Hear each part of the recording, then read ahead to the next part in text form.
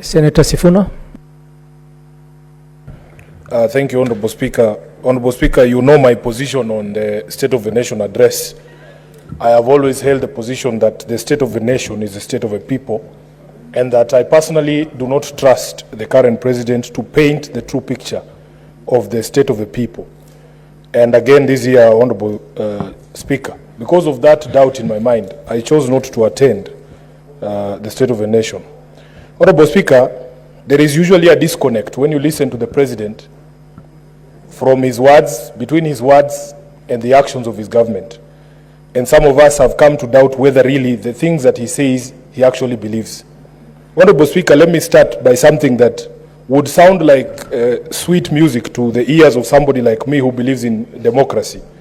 At paragraph 53 of the president's speech, Honorable Speaker, the president, and I wanted to read this verbatim, said, "We are a democracy, and the democracy is a hard-won, non-negotiable right and guarantees freedom that we are proud of and must always defend.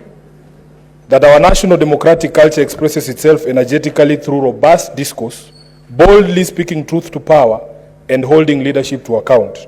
It is a tradition of fearless expression and vigorous public participation. This is who we are, and there is nothing anyone can do about it." That is where I want to begin. The president could as well have been describing me. We are who we are. We believe in this democracy, we'll fight for it, and there's nothing anyone can do about it.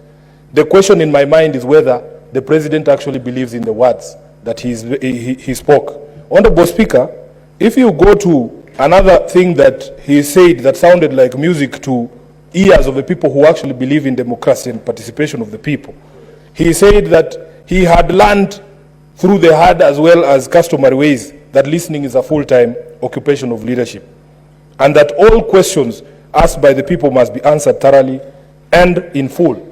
The question we ask ourselves is whether he actually believes the words that came out of his mouth, that he is a listening president, number one, and that all questions asked by the people have been answered by his administration thoroughly and in full.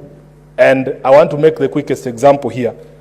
Over the past year, following the protests that we've seen in this country, there are families still asking questions of this government. They're asking questions about what happened to their loved ones. They're asking questions about people who have been missing for a long time.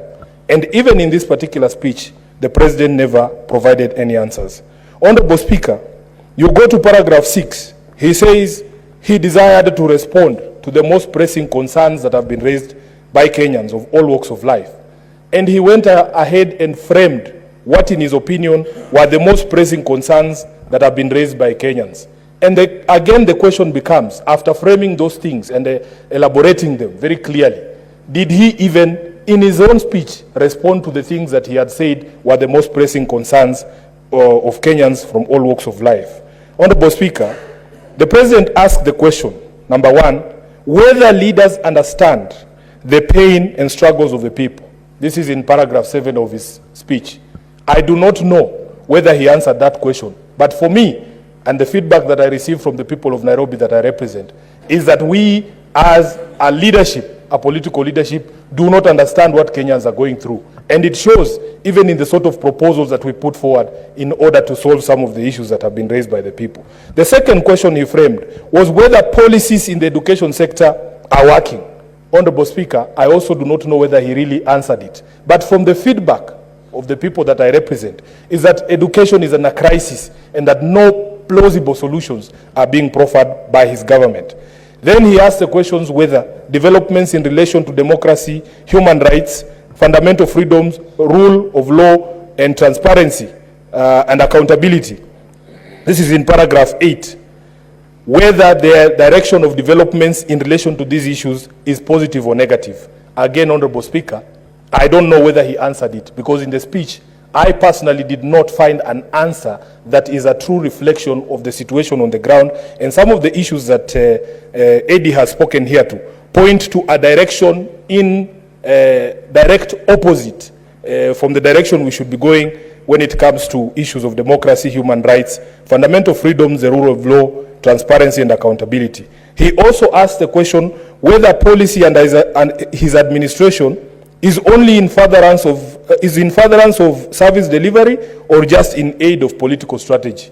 Many people that I speak to, Honorable Speaker, believe that everything this administration does has nothing to do with the lives of Kenyans. They are only looking for the political outcomes, and especially putting the president in a position that he can vie for re-election in 2027.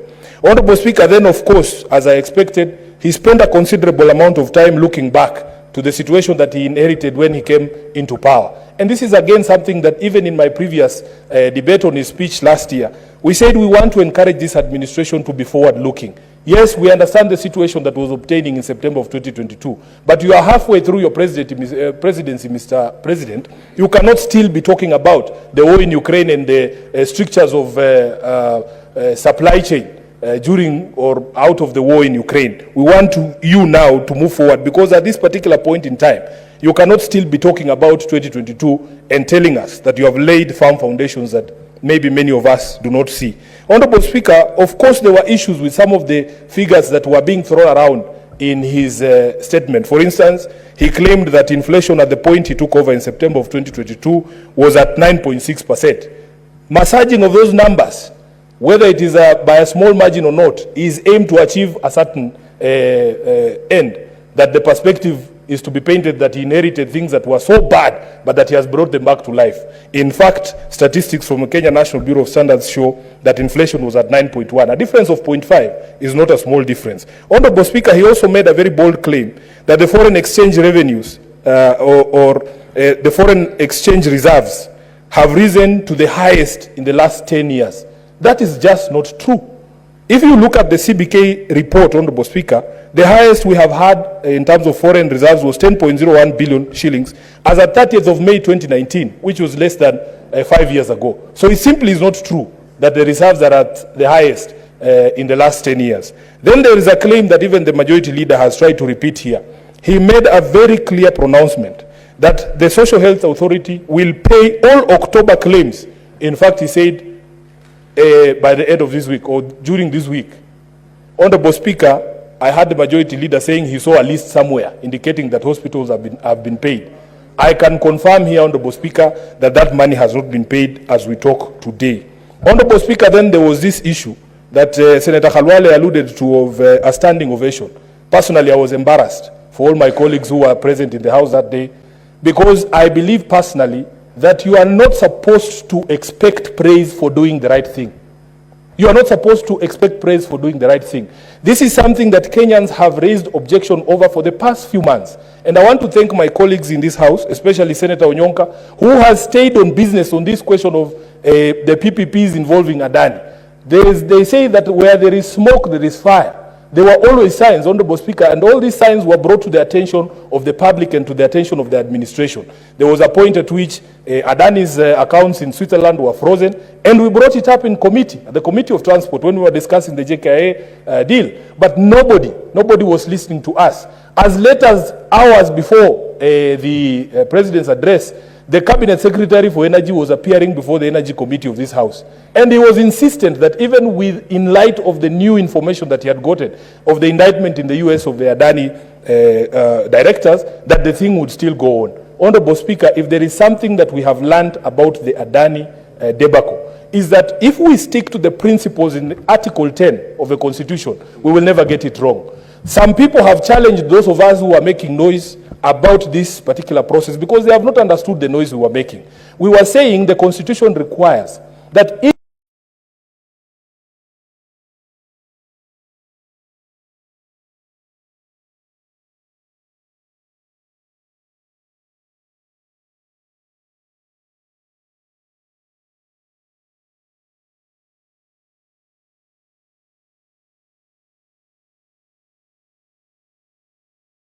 even as possible, and disclose when you receive this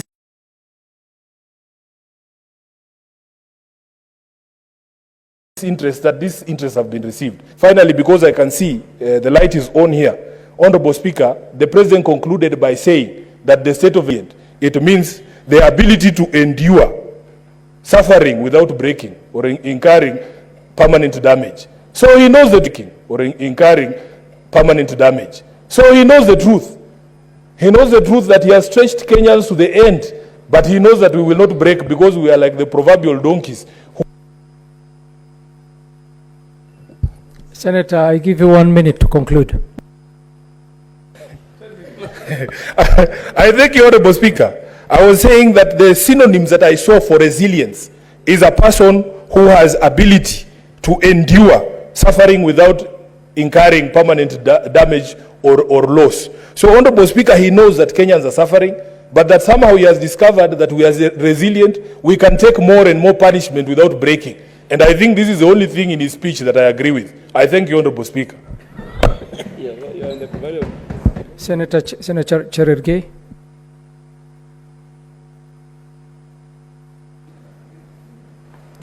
Thank you, Mr. Speaker, for this opportunity. I want to thank the President for delivering this State of the Nation address. Mr. Speaker, as per Article 132